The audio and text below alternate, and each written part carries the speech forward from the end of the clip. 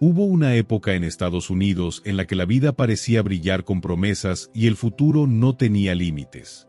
Eran los años 20, conocidos como los rugientes años 20, un periodo marcado por el jazz, las fiestas elegantes y la creencia de que cualquiera podía hacerse rico si se esforzaba lo suficiente.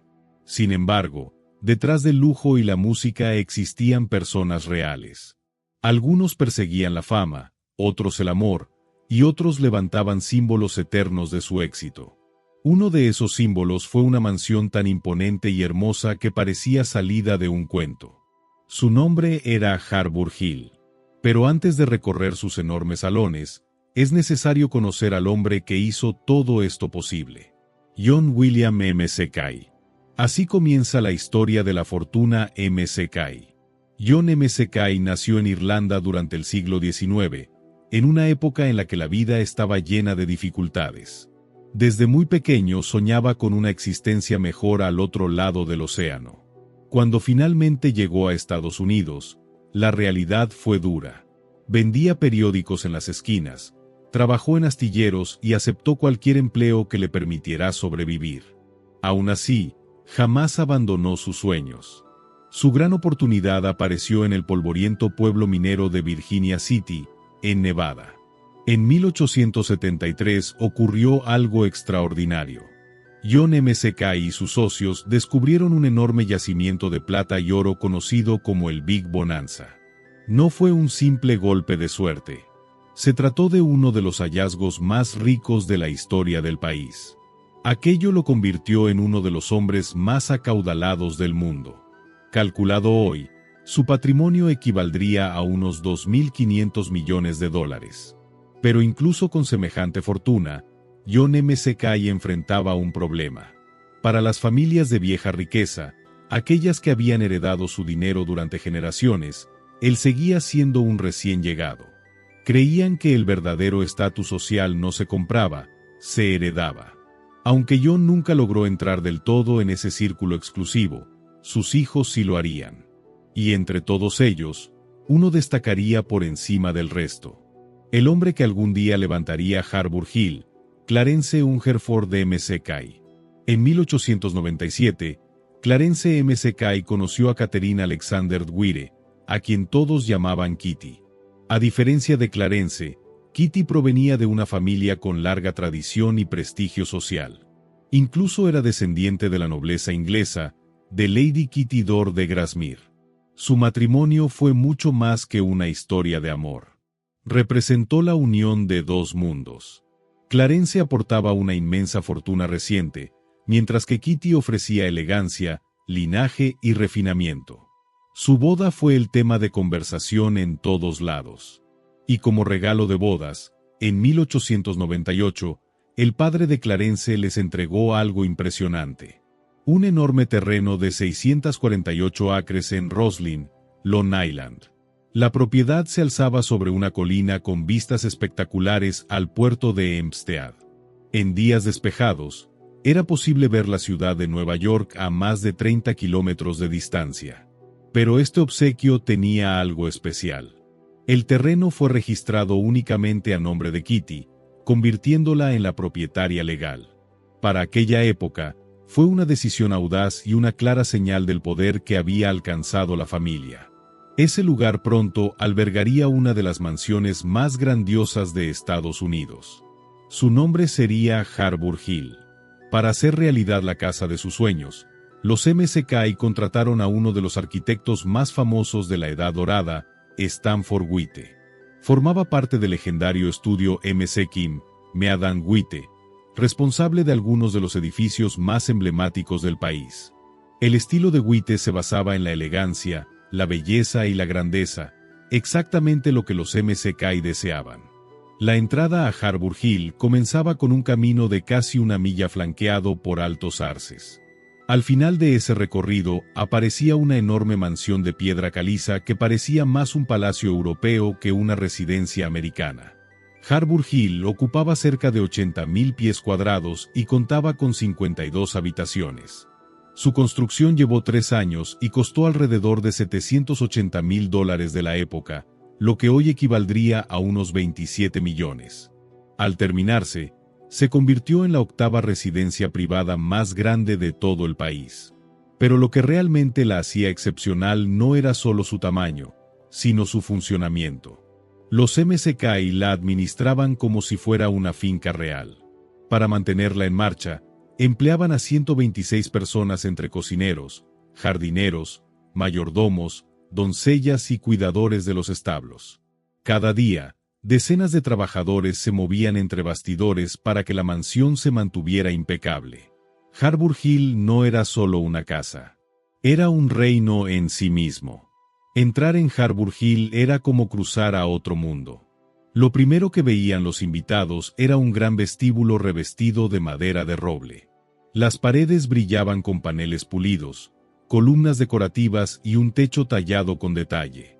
Una amplia escalera ascendía bañada por la luz del sol que entraba por los ventanales.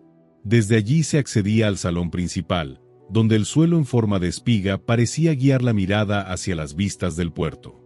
Una chimenea tan enorme que podía albergar un tronco entero dominaba uno de los extremos.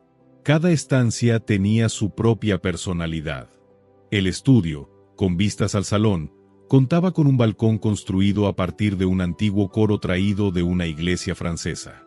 El salón principal, inspirado en el estilo de Luis XV, resplandecía con paneles blancos, detalles dorados y altos espejos que multiplicaban la luz. La sala de billar estaba revestida de roble y presidida por una gran chimenea de mármol.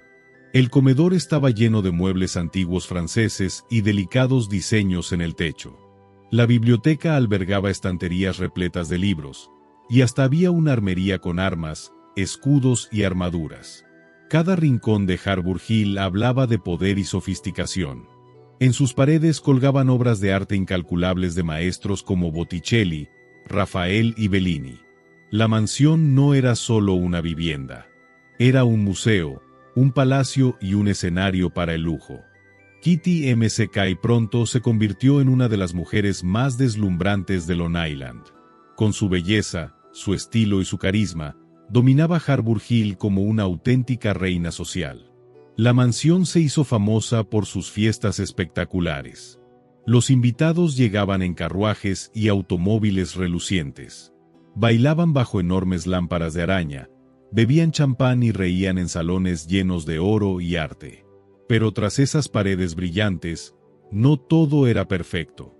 Mientras Kitty era admirada por la alta sociedad, su matrimonio con Clarence empezaba a resquebrajarse. Clarence amaba profundamente a su esposa. Le había entregado todo, Harbour Hill, una fortuna sin límites y un lugar entre la élite del país. Sin embargo, Kitty tenía un espíritu inquieto. Comenzaron a circular rumores sobre romances con otros hombres. Lo que empezó como murmullos en reuniones privadas pronto se transformó en comentarios públicos. Para Clarence, un hombre educado con fuertes valores de honor y lealtad, aquello fue una humillación profunda. La atención pública sobre su dolor privado hizo que la situación resultara insoportable. Aún así, permaneció a su lado, atrapado por el deber, la imagen y quizás la esperanza de que algo cambiara. Pero no ocurrió. Su historia de amor se apagaba rápidamente. Los grandes salones de Harbour Hill seguían llenos de música, risas y luz. Sin embargo, detrás de su belleza, la historia de la familia McKay comenzaba a tornarse trágica.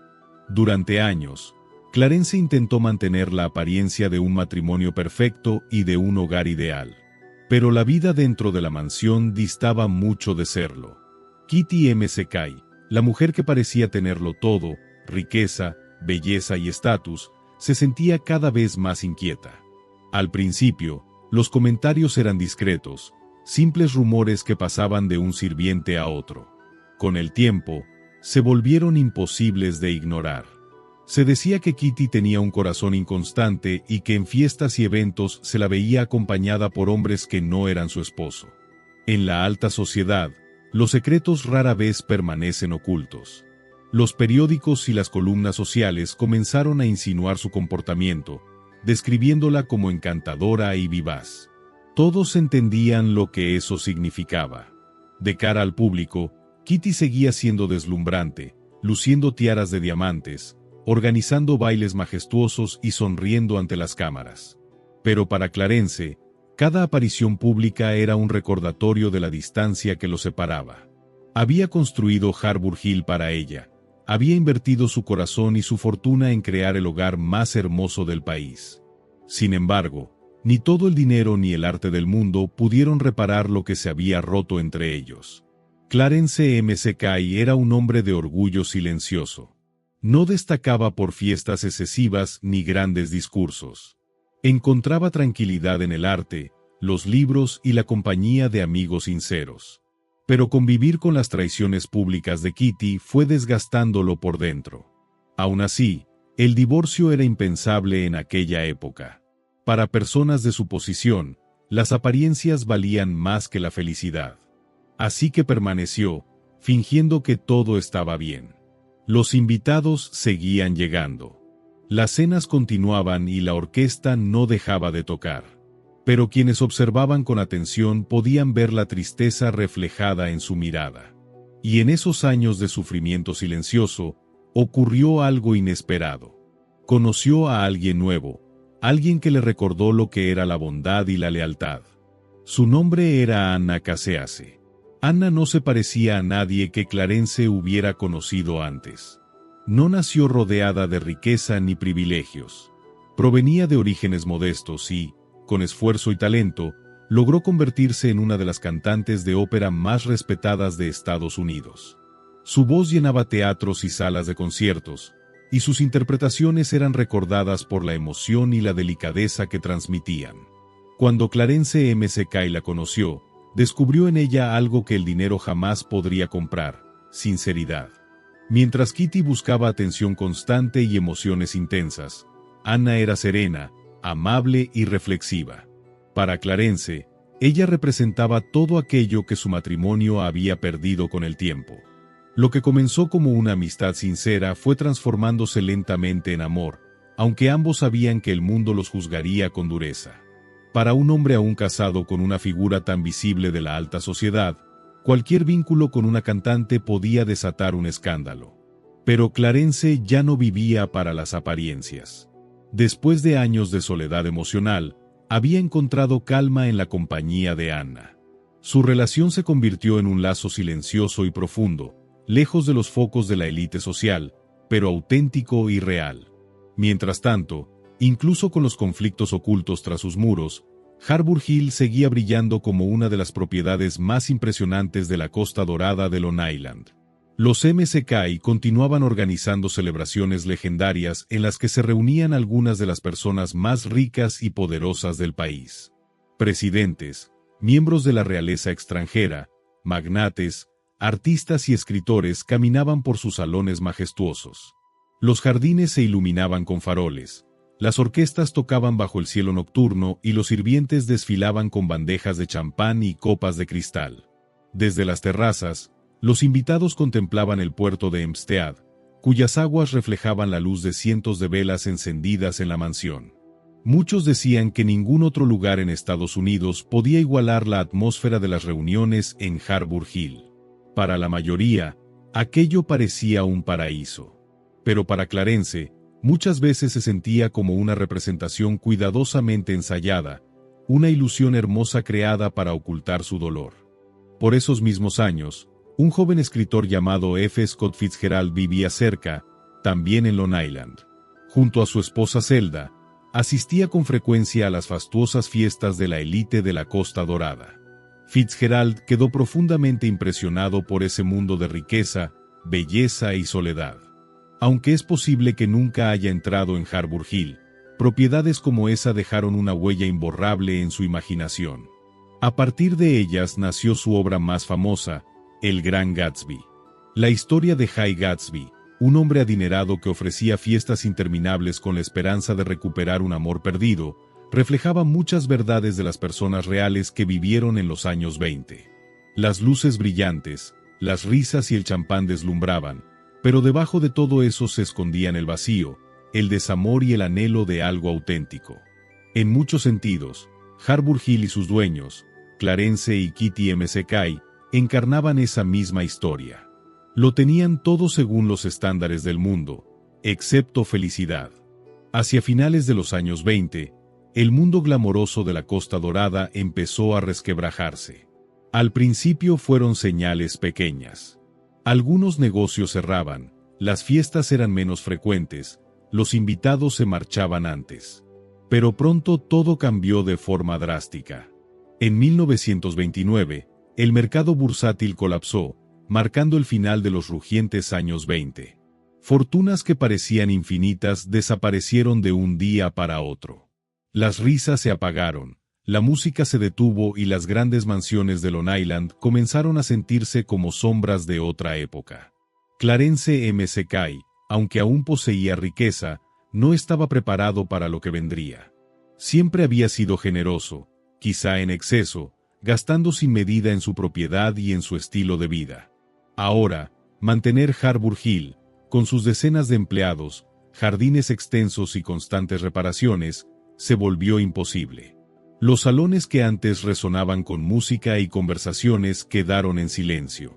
Los jardines se descuidaron, la pintura se descascaró, las fuentes se secaron y la mansión empezó a mostrar el paso del tiempo.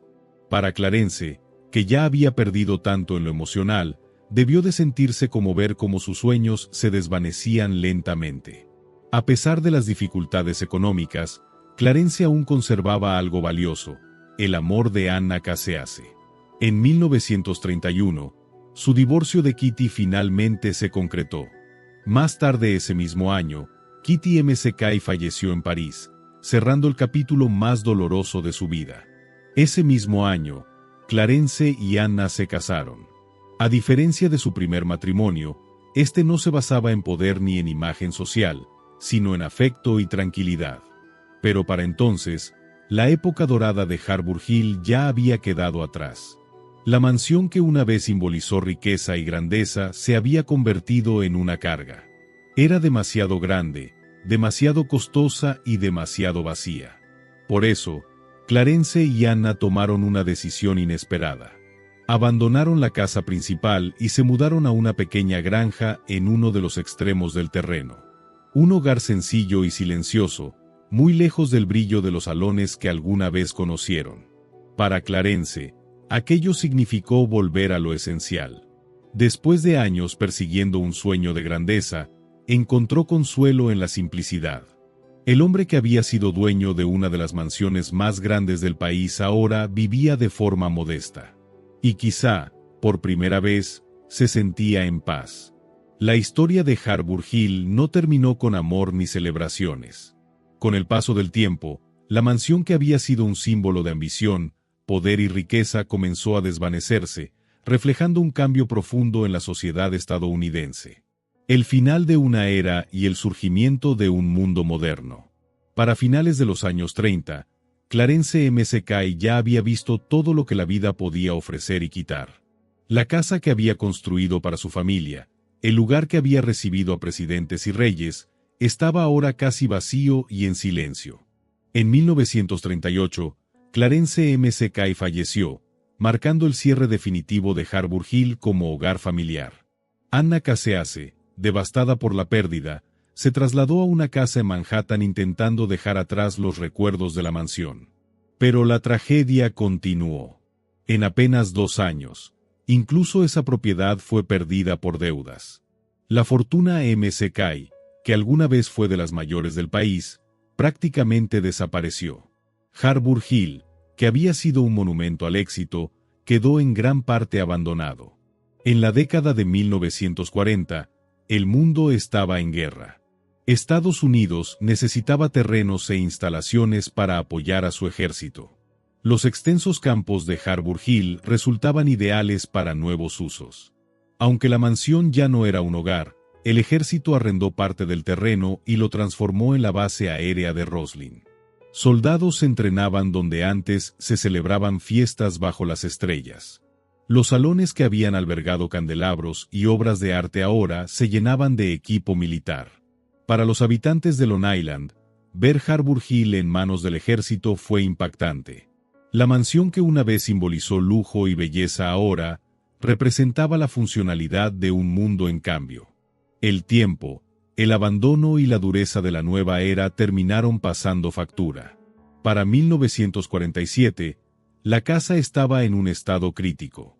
Ventanas rotas, techos con filtraciones y jardines completamente descuidados. Mantenerla ya no era posible y nadie tenía los recursos ni el interés para salvarla. La decisión fue definitiva. Harbour Hill sería demolida. Se utilizó dinamita para derribar los muros que habían visto pasar a presidentes, artistas y miembros de la realeza. En cuestión de días, la mansión que había tardado 3 años en construirse y millones en amueblarse quedó reducida a escombros. En 1955, John William McKay III, hijo de Clarence, vendió el terreno restante a desarrolladores inmobiliarios.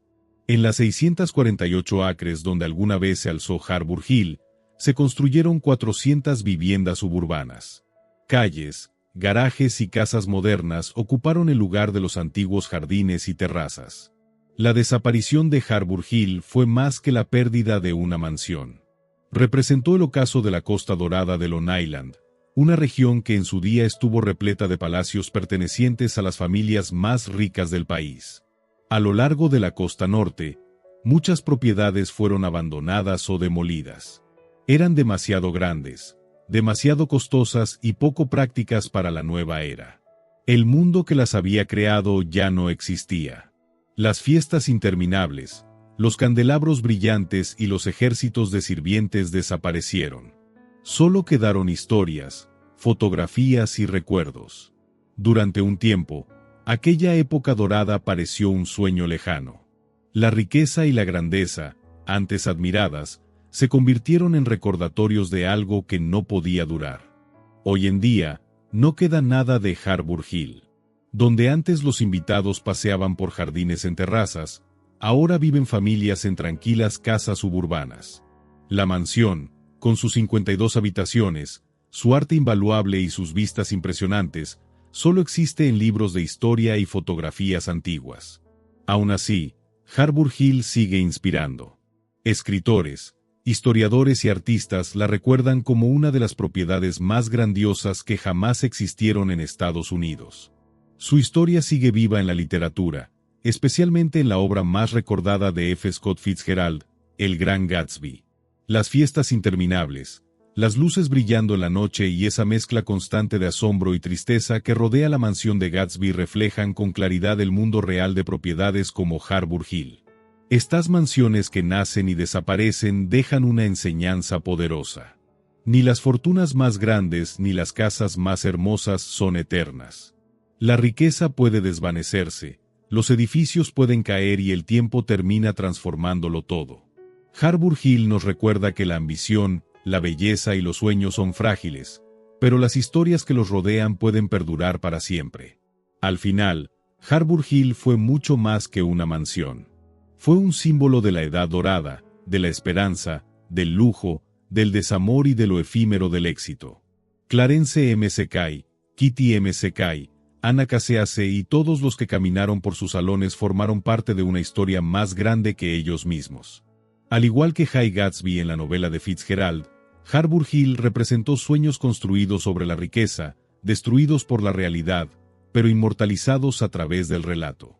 Su legado nos recuerda que la historia no trata solo de edificios o dinero.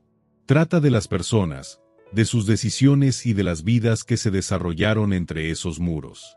Aunque la mansión ya no exista, Harbour Hill continúa viviendo en la memoria. Su historia permanece como una advertencia, como un fragmento del pasado de Estados Unidos y como una fuente de inspiración para las generaciones que vendrán.